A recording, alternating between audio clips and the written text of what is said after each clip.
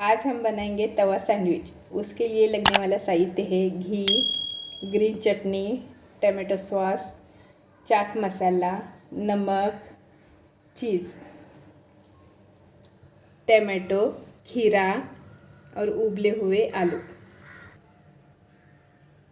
Green चटनी लगाएंगे एक इसमें और इसमें एक इसमें टमाटो सॉस।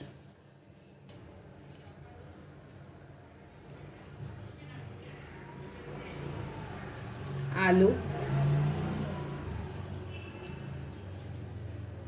टमाटो,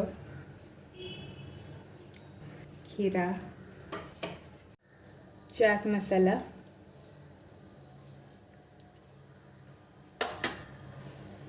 नमक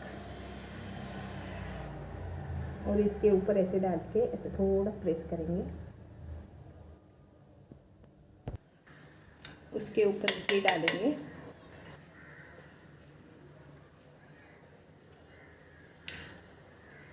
और उसके ऊपर भी घी डाल के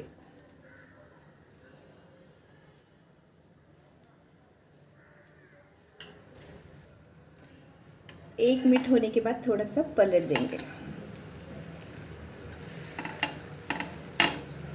और 1 मिनट के लिए रख देंगे ऐसे गैस पे।